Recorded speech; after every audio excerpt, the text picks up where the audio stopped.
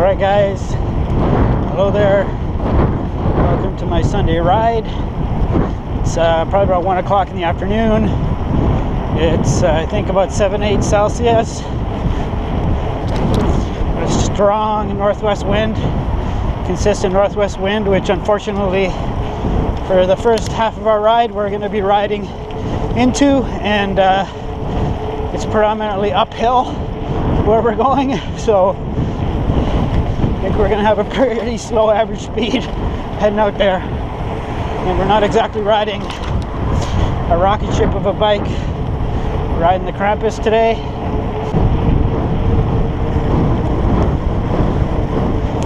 So today we're going out to check out a couple places. One place I've never actually been. There used to be a fire tower actually really close to town, like only about an hour bike ride outside of town, at a high point, one of the highest points close to town. And fortunately it's been torn down. Just a few years ago it got torn down because it wasn't used anymore, and people used to go out there and try and climb it, but there might be a decent view from there, so we're going to check that out. And then there's also a second spot we're going to check out. Same thing, there's some sort of cell tower up there, but I think it should have actually a pretty nice view. So those are our main goals today.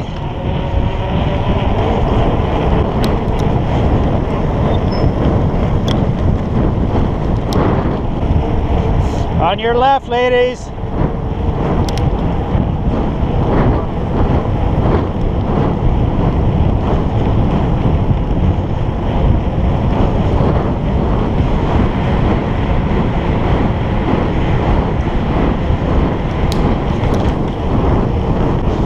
Yeah, it's November 1st, and it's pretty warm for November 1st. They're even potentially calling for double-digit high Celsius, so above 10 Celsius. And we've had a lot of rain the past week, and you know, I mean, now it's November. Rather it was just snow. Don't have to deal with riding in the cold rain. So I'm almost ready for fat biking season. I got a tune-up done on my fat bike, so all the cable and housing replaced, hubs checked and repacked, headset repacked. I'm just waiting for a chain ring, so when that chain ring comes in, I'll put a new big chain ring on that, my Moonlander, new chain and cassette. So up front, going from a 33, or sorry, a 36, probably down to a 33 tooth.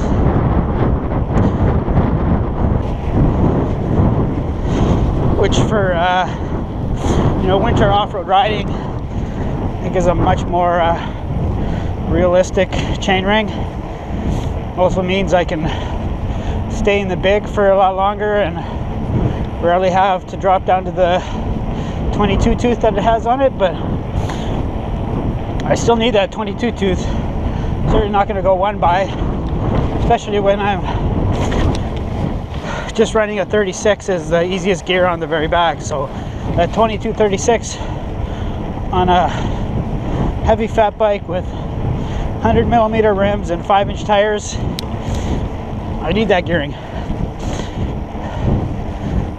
When there's soft snow to deal with on climbs, or there'll be the days where the snow conditions are just really slow, really low rolling, really high rolling resistance, and I'll be in the 22-36 on climbs.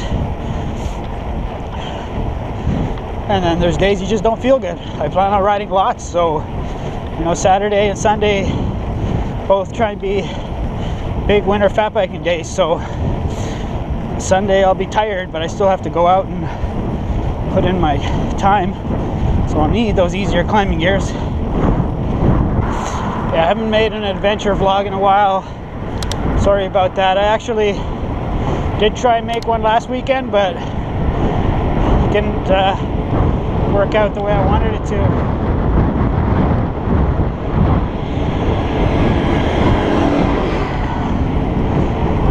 I didn't actually vlog enough, so I didn't talk enough, and I didn't bring enough batteries with me, so the camera died about 30-45 minutes from town.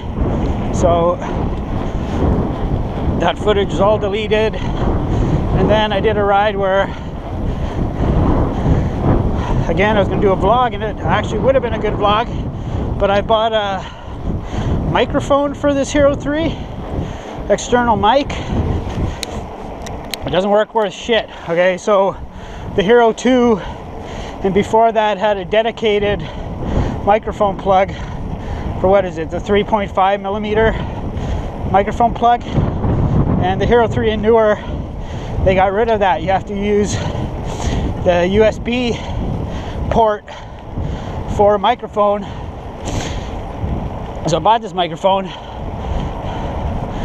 and just wait for this dump truck to go by. It's going to be loud.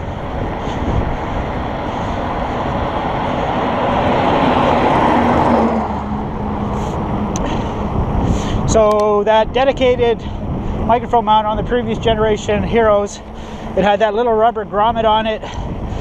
So when you slid it in to the hole, it's in there. It's like locked in there tightly, and you know when it's all the way in, and it stays there. Now with this USB, it's not a tight fit. It's it wiggles a little bit. So much so that they actually sell this microphone kit with an elastic band to wrap around your GoPro to hold it in place. But even with that elastic band in place, it still wiggles a bit, and so the audio was cutting in and out. So there was large sections of the video with no sound at all. And it's not like it switched to the external mic or the internal mic that it has, the GoPro has. I guess because it was sensing that it was plugged in, it was sending power to that microphone, but it wasn't picking up any sound. So it was intermittent.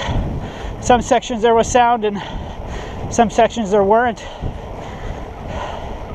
A waste of money that was. I want to try and find the actual, GoPro sells their own adapter. So it's a USB plug-in, and then at the end of that is the plug-in for the 3.5 millimeter microphone. I've seen there's one guy whose videos I just started watching recently. Looks like he's using the actual GoPro plug-in, and he seems to be getting consistent sound with it. So maybe there's something about the design that holds it in place better. I don't absolutely need the external mic for doing these videos, but it would end up cutting out a lot of the wind noise, maybe even completely alleviate the wind noise, because I know there is a fair bit in these videos. And the real reason I bought it was for my motorcycle vlogs, so that I could start vlogging with this Hero 3 Plus. But it looks like I'll have to use my Hero 2, or the next camera I'll have to abandon GoPro because they're not filling my need. So yeah, I'm a little bit overdressed.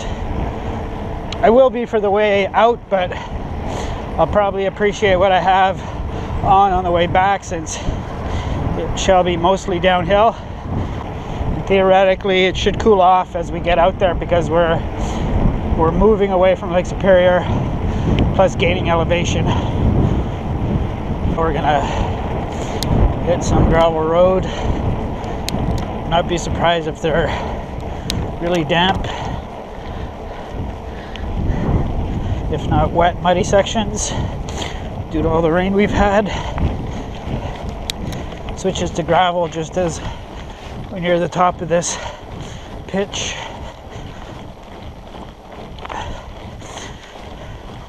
So we got some decent gravel roads, you know, right on the edge of town. 10K from the edge of town, and fun. But our city council just announced over the summer that they're going to start paving some of these. It's a total good bad thing.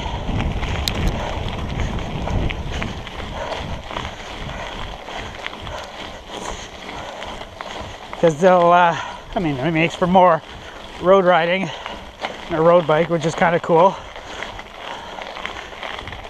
But I'd prefer they didn't. I love gravel road riding. The other thing they'll do is they'll improve things. So even that little thing we just went up there, they'll probably flatten it out, straighten it out to make the road a lot less interesting. That'll be an improvement. So we got a series of rollers to deal with. I don't know if you can see that in the distance. It rolls its way up. Roll up, roll up, roll up, roll up. You don't carry enough speed up the next roll, so it hurts a little bit.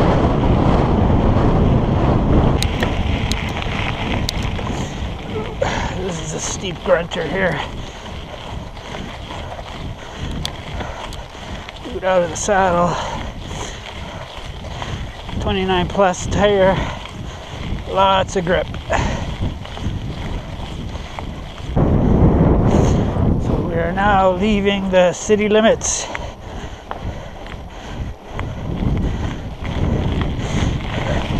So at the extend 13K out into the country. Got a fast downhill coming up here. Now this is one of the kinds of downhills that they would improve if they pave this. Should they do something to flatten it out?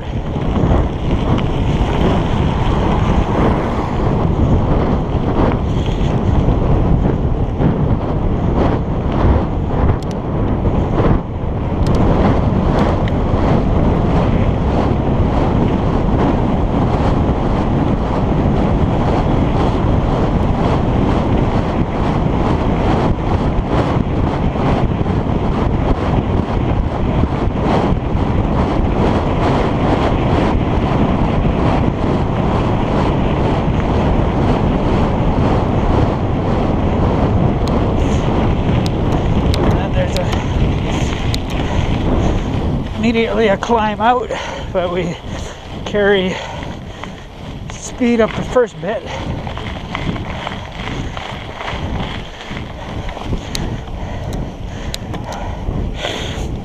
I've been riding past a lot of these houses, and there's been people near the road.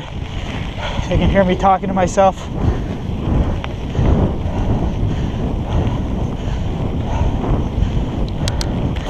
Say, oh, I always knew cyclists were strange. They're right.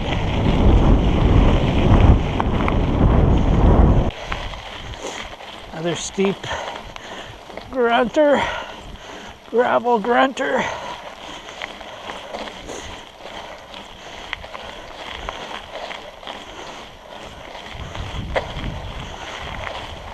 So the Krampus is a lot like a fat bike. Climbs slowly, but you have generally an excess of climbing grip, so you just come straight up pedaling.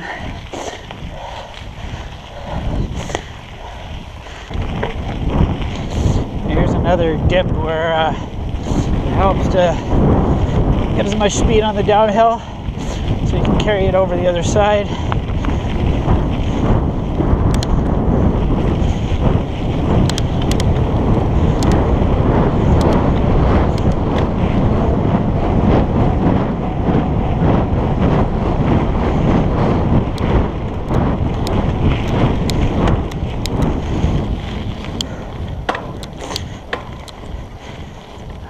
Well, almost all the way up. Had we been riding a lighter bike, we probably would have carried it all the way up.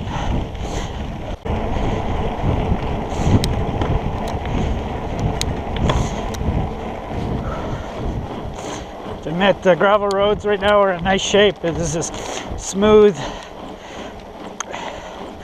hard packed.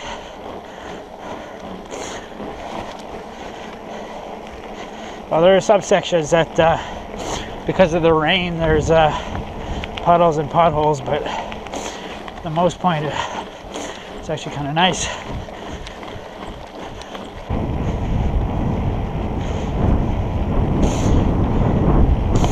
Got a tough little climb coming up here.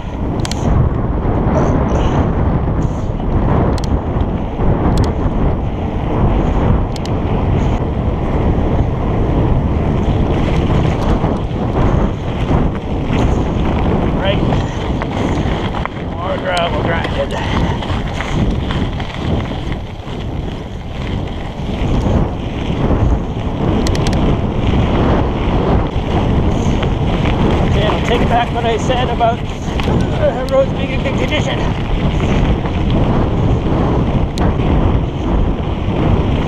Okay, I'm seeing some trails and things that scoot off into the bush. Kind of scouting out also for full-on winter fat biking out here, because there'll be plenty of snowmobiles out here, so there might be some sweet riding to check out that I have yet to do. I saw a trail that went over this way, and there's a little mountain here, so we might be able to go up and over that off-road.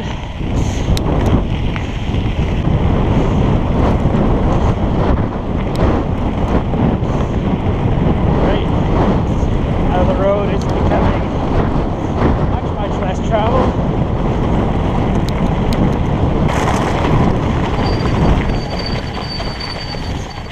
We have a little swamp here to deal with.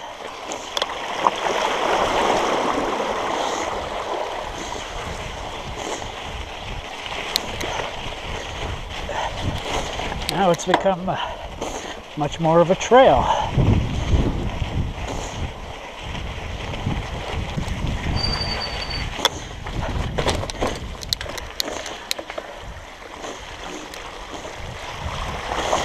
Try not to get my feet wet here, because they make it cold.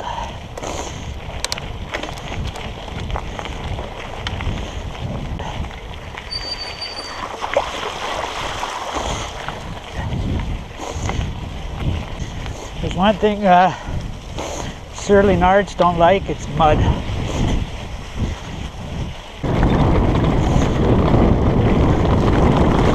Rocking very high tire pressure, so we're gonna not try and impress anybody with our downhilling speed. Washout.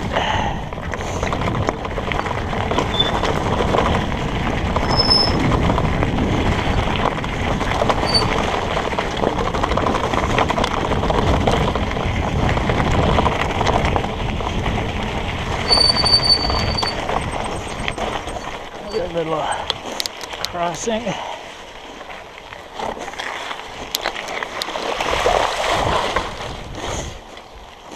We're close to a gravel pit. You can hear machinery working, but I've never actually been this far down here before. So this is all new to me. I believe this will come out on Camp Current Road.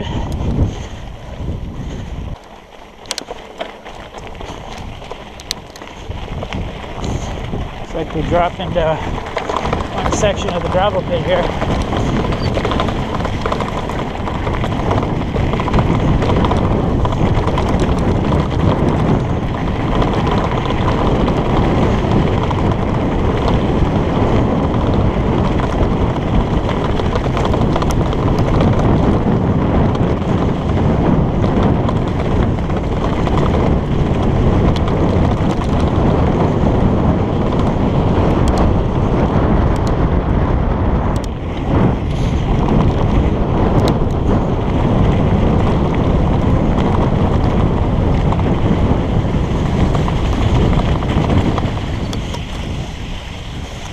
road washout.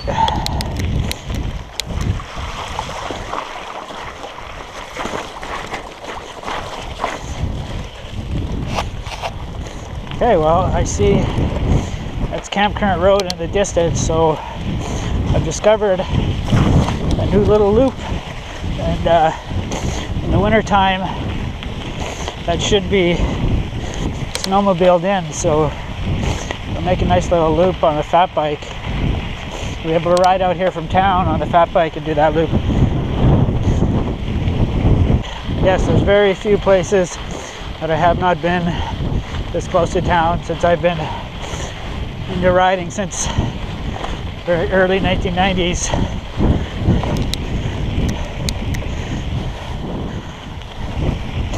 That right there was a new little bit of discovery for me.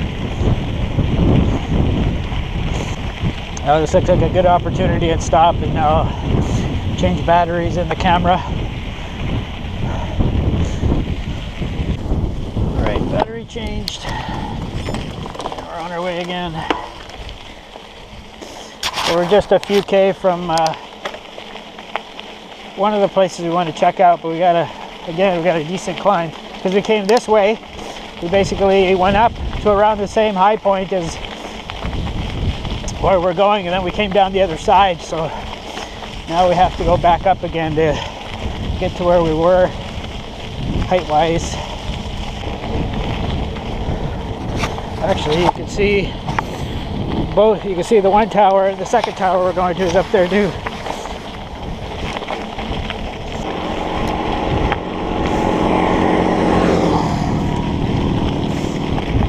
Couple dual sporters there. It's funny, I got a little tingle that, boy, it'd be nice to be out dual sporting, but dual sporting doesn't keep you from getting fat. Doesn't keep you in shape. Take another big gulp of Gatorade before we have to start climbing again.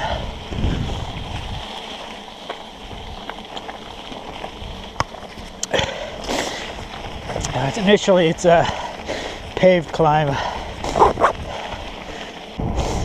It's the first pitch over with, and then we got the second one, and then we turn onto the road that goes up to that tower, and it's mostly sand, like loose sand that you sink in about an inch or so, so it's really hard to ride. Even on a fat bike, it's tough. Our vertical ascent is at 666, number of the beast, 666 meters.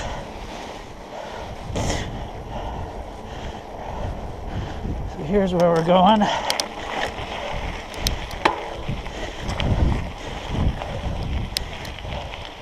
Right, so it should be easier maybe now that it's damp, because it'll be dense. Might stay in place when you ride over it. So the easiest gear on this bike is a 28 up front and a 40 in the back. We're rocking heavy 29 plus wheels and tires.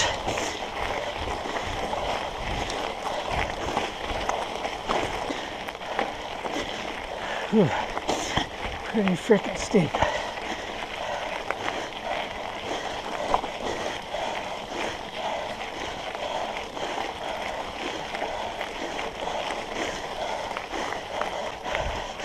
Yeah, the dampness of the surface made it easier to ride. Got one more pitch.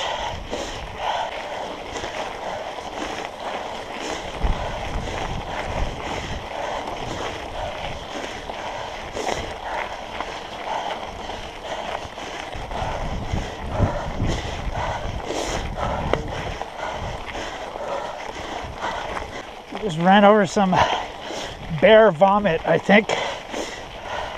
Black bear vomit.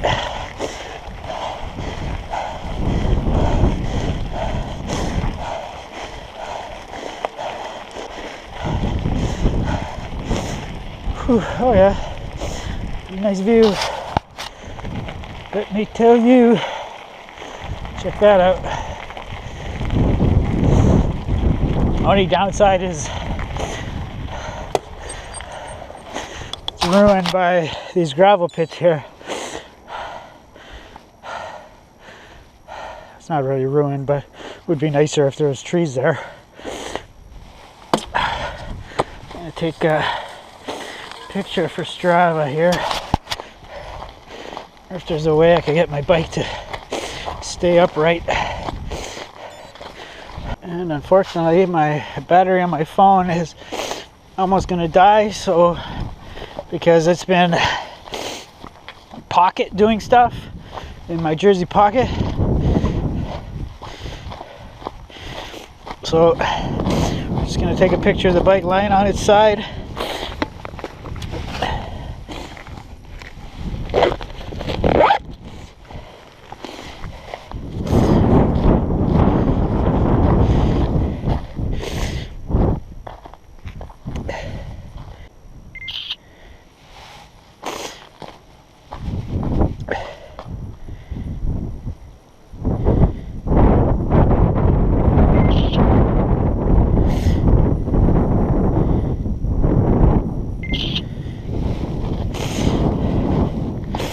Okay, so I don't want all of those to end up on Strava, right? So I'm gonna have to delete some of them here.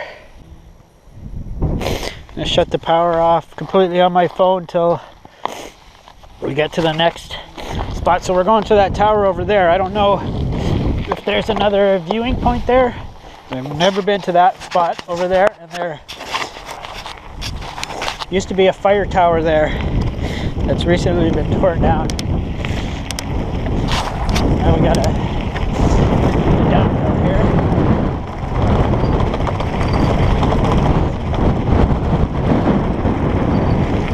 All rocking hard as rock tires.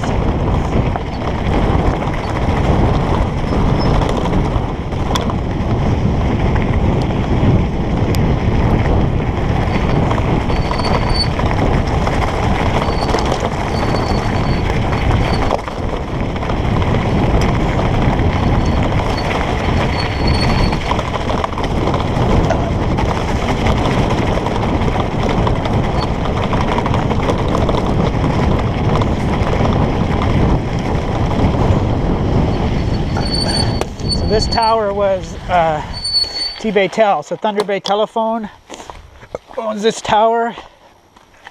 So Thunder Bay Telephone is owned by the city. It's run as a profitable company. Not quite sure how it's set up, but it makes a profit, and some of those profits go back into the city coffers.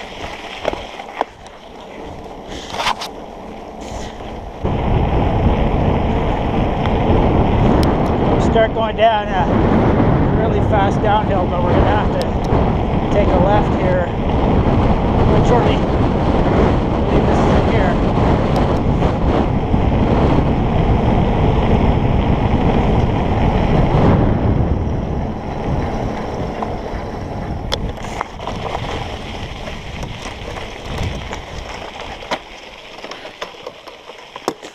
Man, I've been having trouble.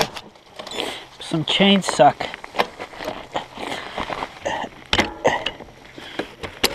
The chain falls in between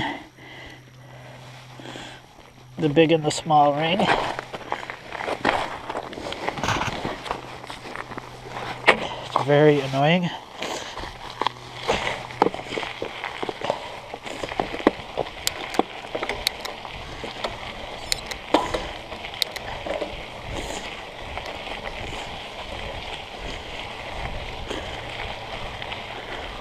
We probably got a little bit of climbing to do here.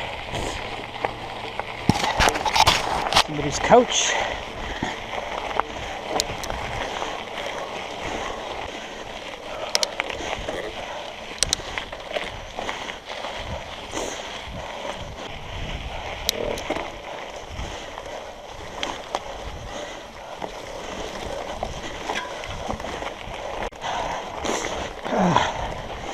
A little bit of loose climbing there.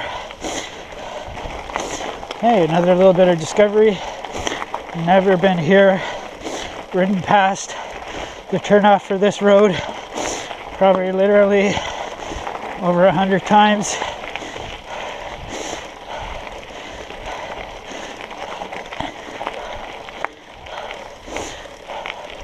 I think the fire tower used to be up here.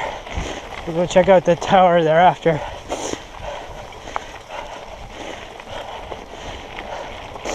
Now we're looking at this on the Google Maps.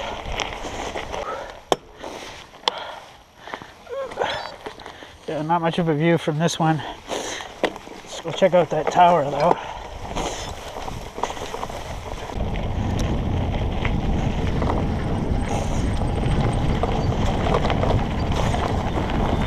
I'm not sure whose tower this one is.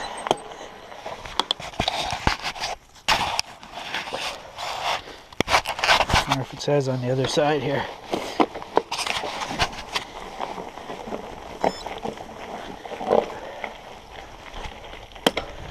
No, it doesn't have the company name. But, we're gonna take a leak. Like this sign here. Do not climb.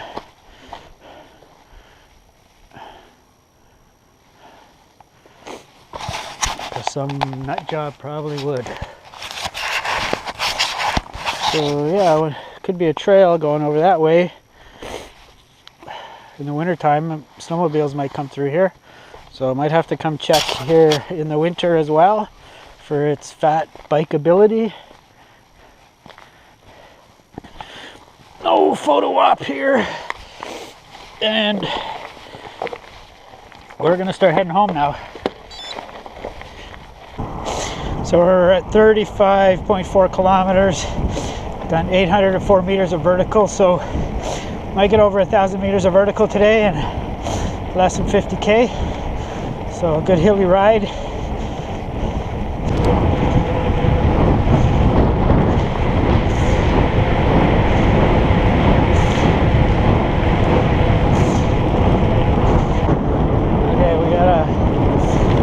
Rise to go up here, and that should get us our 1,000 meters. We're at 996 right now.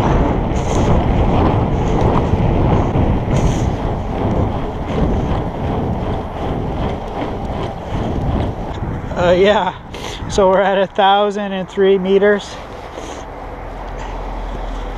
but my battery died just going up that rise, so I had to stop here and change the battery for the last 5-6 minutes of the ride. So I'm on my third battery.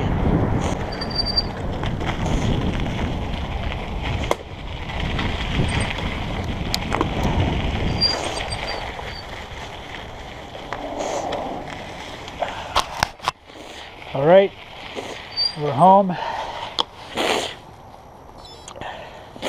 So what are the statistics? It's 2 hours, 38 minutes, 49 seconds. We did 53.7 kilometers, average speed of 20.3. Did 1,024 meters of vertical, maximum speed of 67.9, current temperature 7.3, average heart rate of 120, so a pretty easy ride. So there'll be a link, a Strava link to the ride in the info box. Also, there'll be a link to my Instagram page. I've got, I think now over 200 photos on there. And I'll even admit some of them are actually pretty nice. A lot of fat biking photos that I've taken over the past few years. So check that out. And if you're a Strava user, feel free to follow me on Strava, and I'll follow you back. And thanks for watching.